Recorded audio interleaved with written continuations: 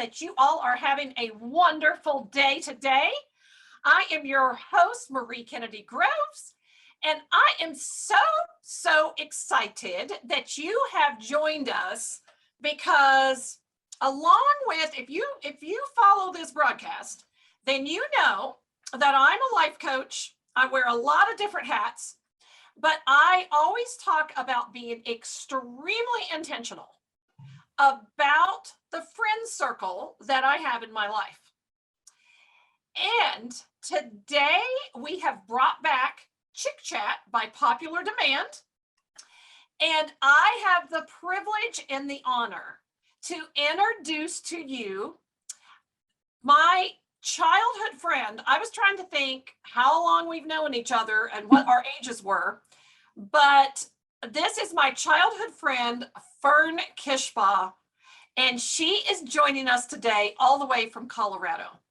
Welcome, Fern. I am so excited that we get to do this together. You know that I have anticipated this for a minute. Yes. So welcome. So, okay. So I was trying to think how long, like, when did you move to Colorado? Right before I turned 13. So it's, I think, 31 years we've been friends. Wow. I know. I was trying to remember our ages when you moved to Colorado, because I obviously knew of your family before you moved to Colorado. But once you moved to Colorado, we kind of became instant friends. Mhm. I don't think it took real long at all for us to be besties. And we could tell a lot of stories.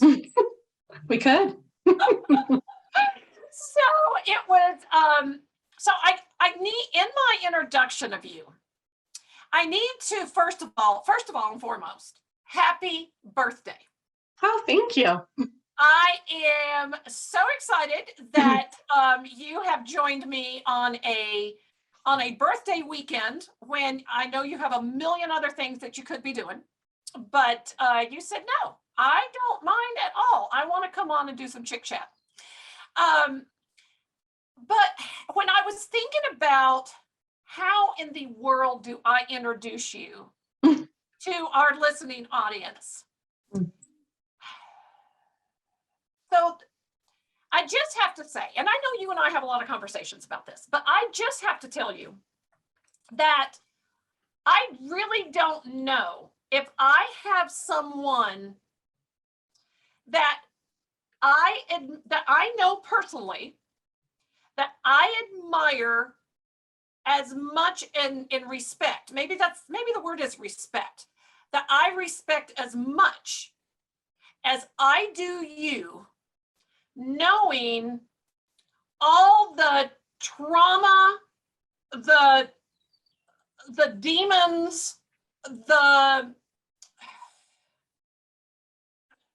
all the things that were placed on you from birth all the way up through your childhood, and how you have literally into your young adulthood and all the way now to today, you have absolutely said, I will fight this thing.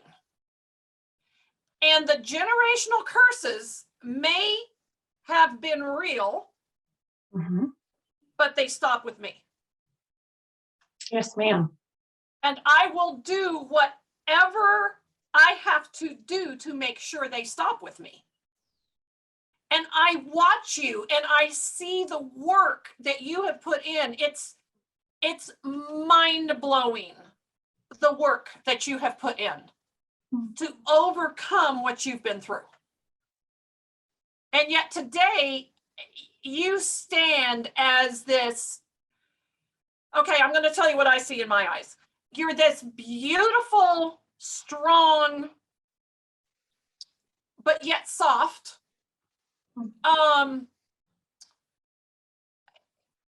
beautiful. You have so much compassion. I'm just trying to think of the right words. You have so much compassion for people that are doing the work Mhm. and are going through the stuff. And I love how you have taught me how to live life with no judgment. Hmm. I mean, just none. I mean, there's no judgment from you whatsoever, no matter what the situation is. You have so much compassion. Hmm. And I know that that has come with some just hard work. Yeah. But I know you and I have talked, and I know today we talked about just free flowing a little bit of your story and our story. Because in your childhood trauma, you had some huge family secrets Mhm.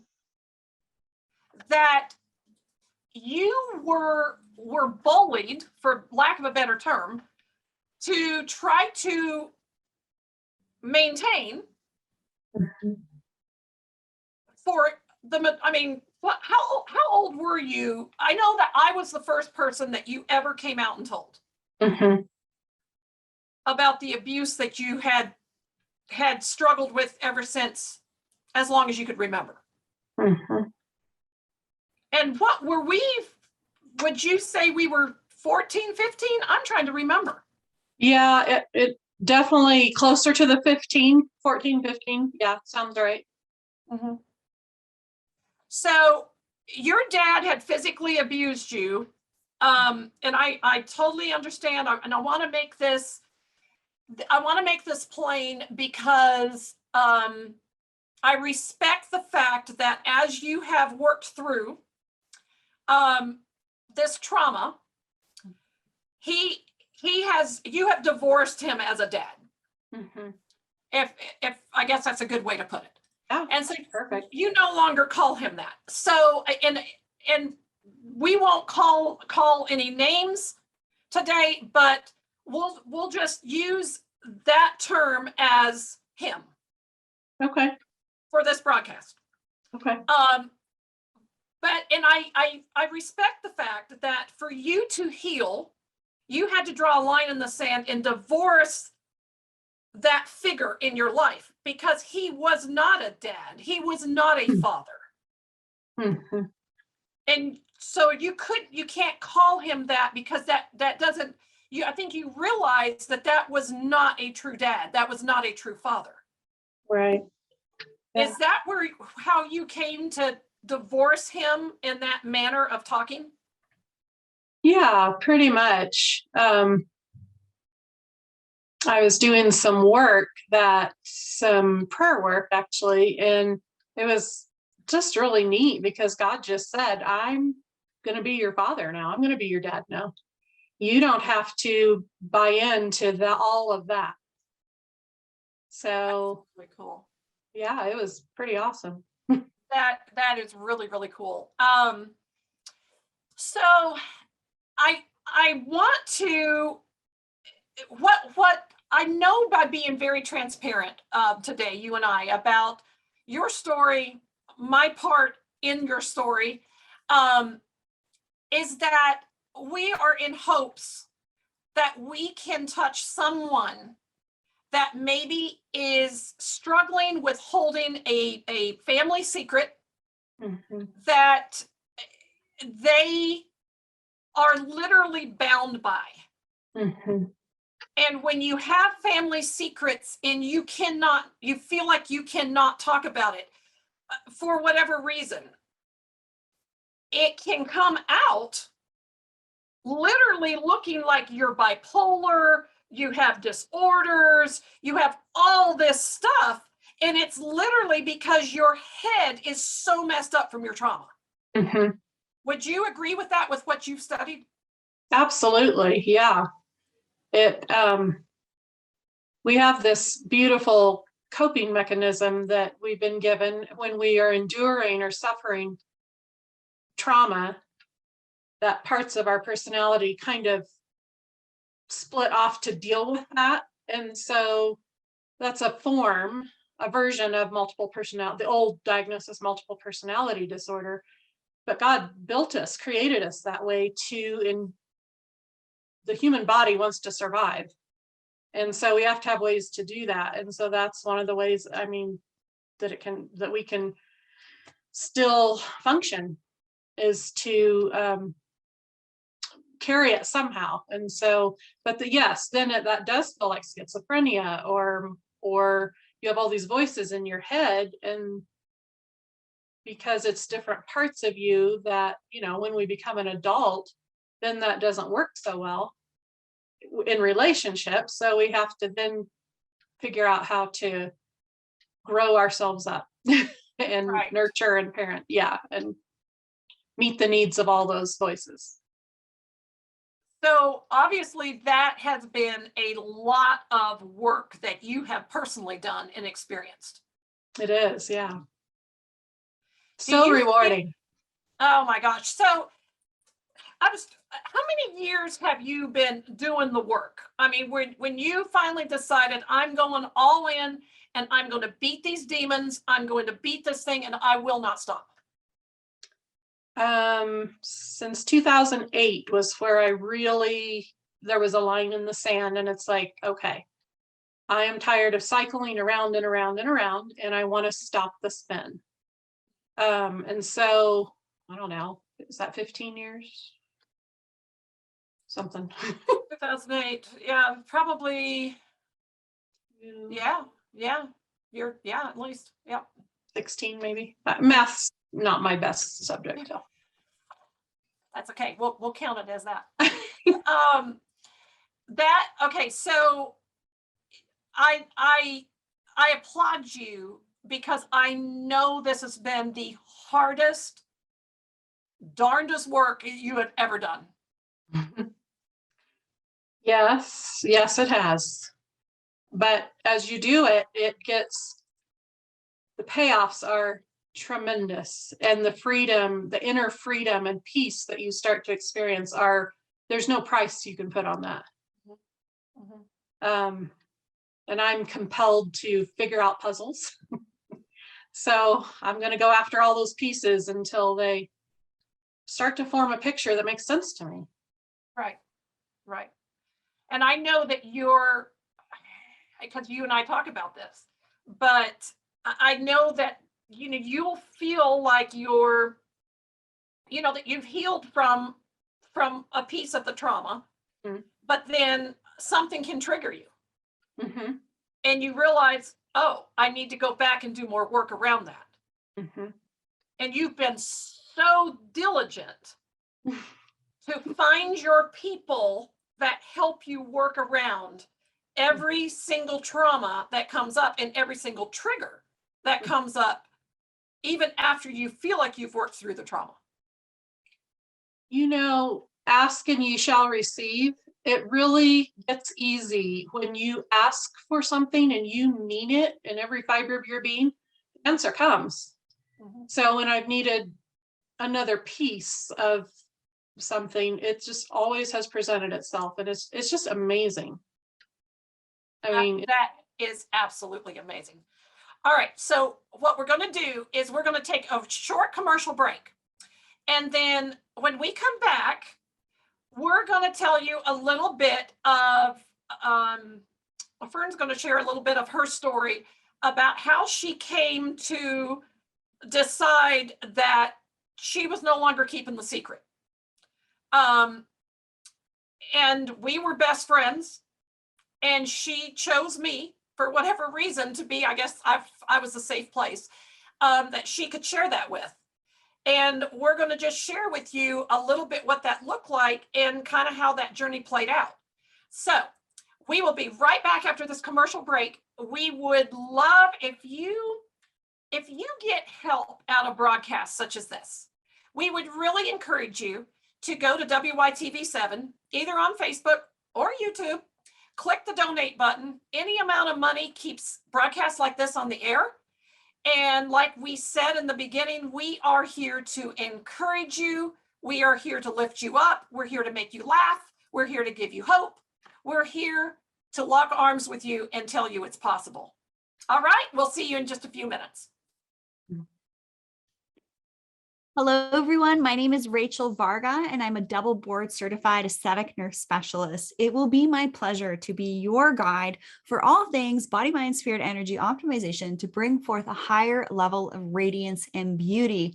I would love to connect with you. Use promo code simply-fit for 15% off of your one-on-one with me that you can book at rachelvarga.ca. And before or after that call or this episode here on the show, hang out with me on the Rachel Varga podcast, where I deliver daily hits of encouragement and inspiration and insights to help you optimize your body, mind, spirit, and energy practices to bring forth that higher level of radiance and beauty and keep you on track and avoid all the skincare gimmicks and woes and give you insights into using cleaner products, maybe even integrating some biohacking and tips and tricks for helping you age impossibly well, not only now, but for many more years to come. I look forward to meeting with you soon in a one-on-one and hang out with me on the Rachel Varga podcast. Welcome back. Thank you so much for hanging in here with us today as, gosh, we talk about family secrets and trauma and triggers. And Fern, I'm going to go ahead and just tell you right now, I think that you and I probably have about at least another 3 broadcasts in us, because I know that all the things I want to touch on, in just because you bring so much wisdom in this area. And so all the things that I want to touch on, I know we're never going to be able to get through it all in one broadcast. So I sincerely hope that you will come back and join us again for multiple broadcasts so that we can help and encourage and just give hope to so many people with the same type of issues that they're trying to work through. I don't know what the statistics are, and maybe you do, but I don't know what the statistics are of how many children are physically suffer from abuse at this point in time. But I know the number is really high, which is really, really sad. And I think the number is extremely high when you look at who the abuser is to the child. It's a very extremely high percent that is either family, a trusted friend. It's normally somebody they know. Usually. And I need to go back and get the percentage exactly, and maybe we can share that at a later time. So let's take our listening audience back to, we're 15, 16 years old. You have been physically abused your entire childhood by him. It was this big secret that you couldn't talk to anybody about. You and I'm spending the night over at your house. You and I are downstairs giggling and laughing like girls do, talking, whatever. And you proceed to just tell me what has been going on your entire childhood. When we go back to that point, like, what finally just made you say, I'm done with the secret?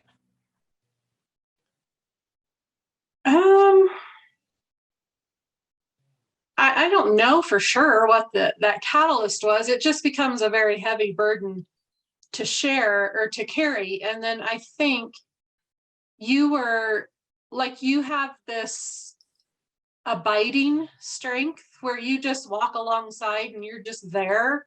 And I think I felt, the kinship from our friendship, and I knew you could handle it. And I don't remember if there was a specific anything that prompted that. Seems like there was maybe an action from him. kind of creeping down the stairs or something. It seems like something proceeded that night. And then Yes. just kind of set up for me to be like, well, okay, and here I can tell you all this stuff, you know, because you remember what I'm talking about? I think he was kind of eavesdropping on us or whatever. Yeah. Yeah, I And do now that you say that. I think I do remember that because I was like, what is he doing? Why is he coming down here? And I think it was when we were getting ready to go to bed. yes.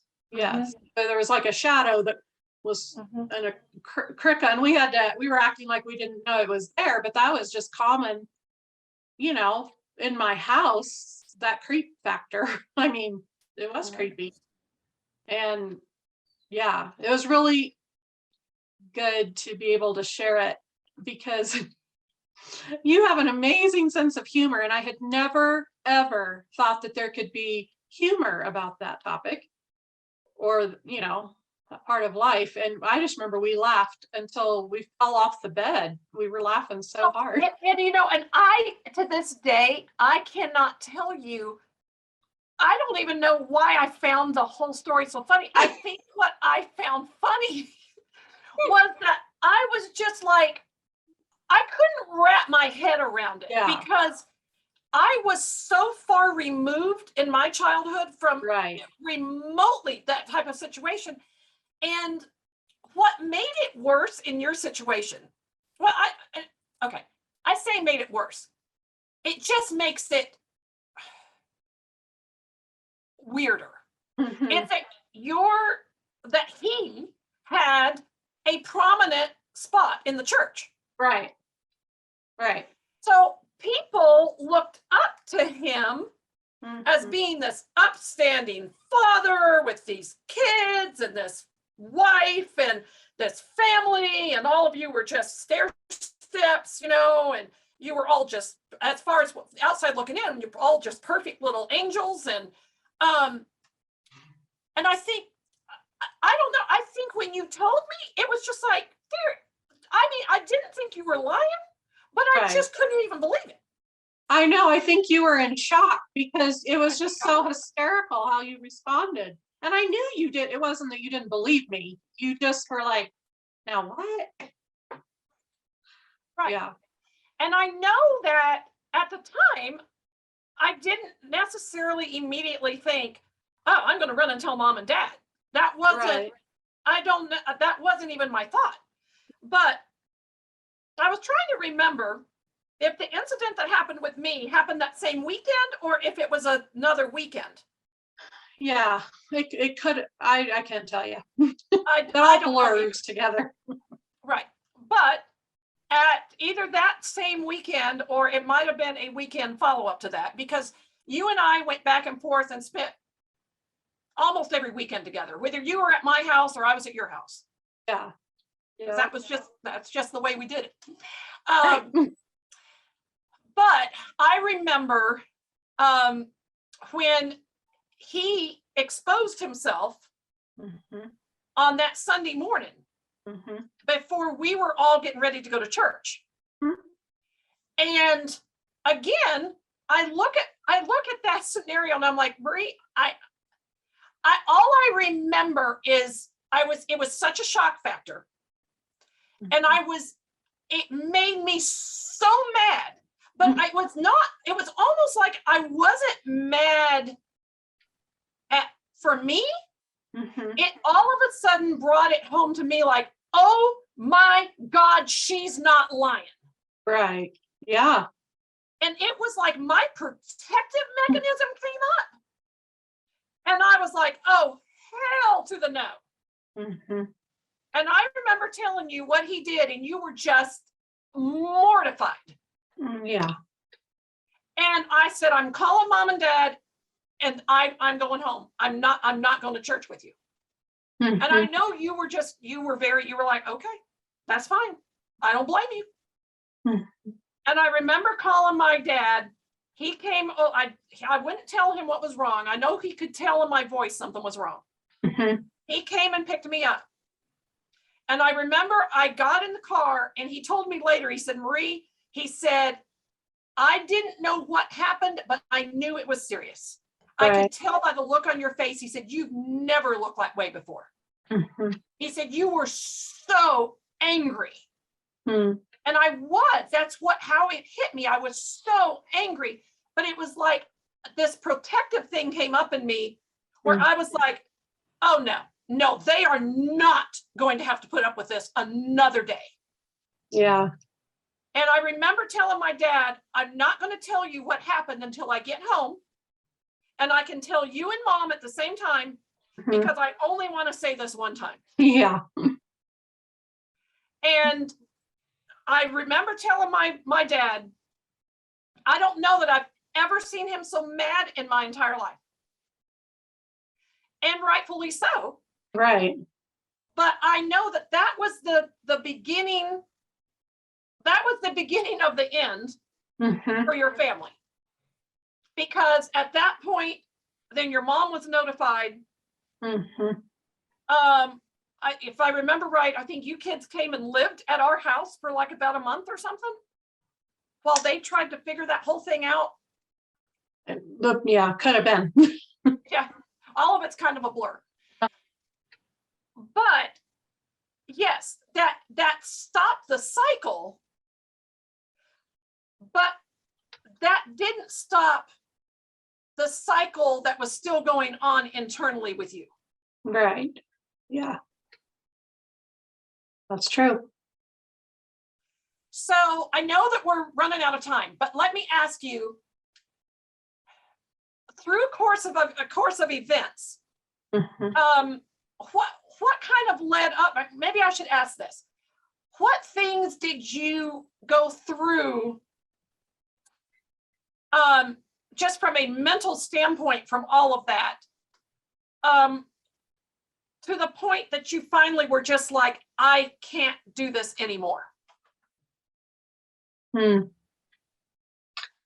Well, the answer that comes immediately to mind is when you have been sexually and physically and spiritually and emotionally abused. I mean, in every way, it grooms you, programs you to think and act a certain way.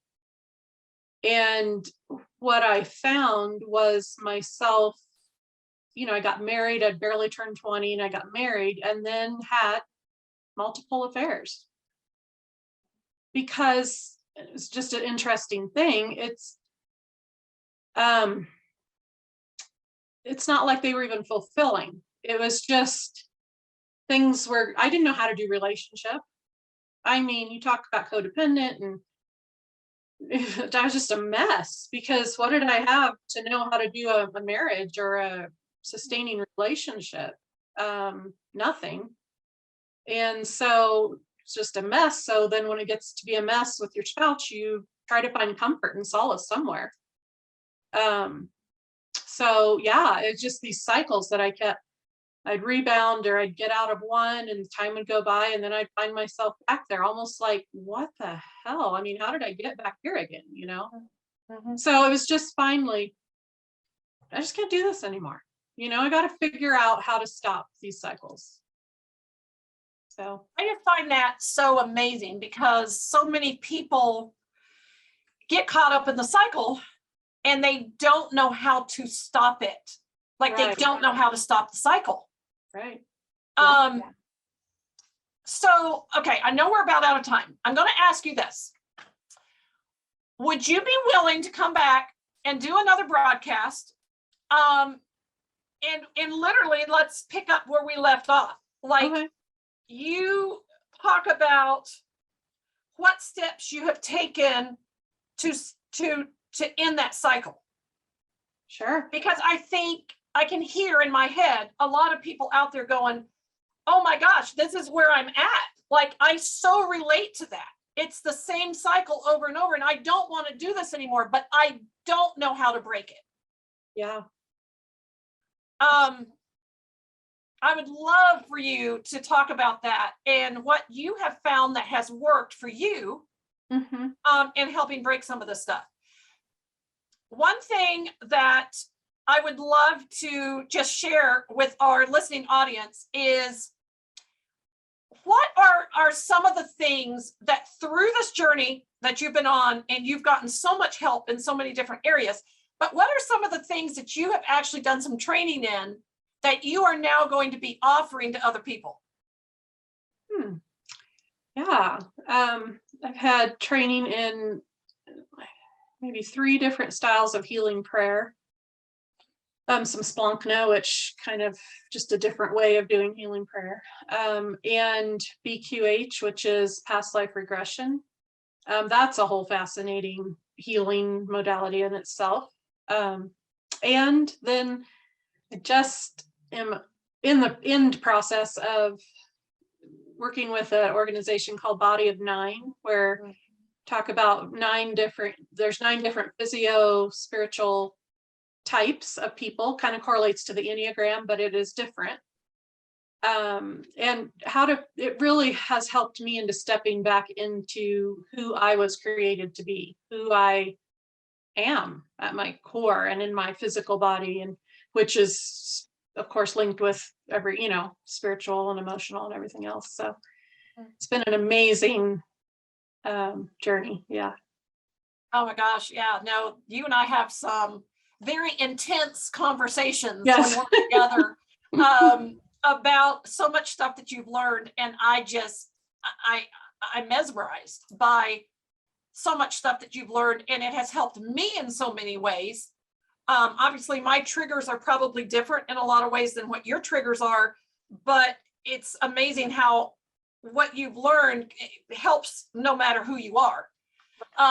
So I applaud you in learning those things and then wanting to reach back and help those other people that are struggling to pull them with you up to where you're at. And I just think that's beautiful. Tell the audience really quick, where can they find you? Like, how can they connect with you? Oh, well, I'm on Facebook. And you can always message me there. Fern Kishbaugh, I think, is my Facebook name. But also, do you want me to provide my email, or? If you're comfortable with that. Yeah, that's fine. It's Fernella331. So my name, FERNELLA 331@gmail.com.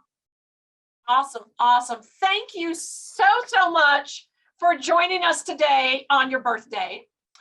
And we will schedule the next broadcast, because I do want to pick up where we left off, because I just think there is so many people that would love to know, how do you even start to break the cycle? So I love you to life, and thank you so much.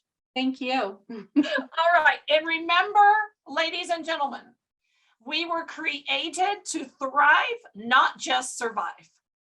See you next time.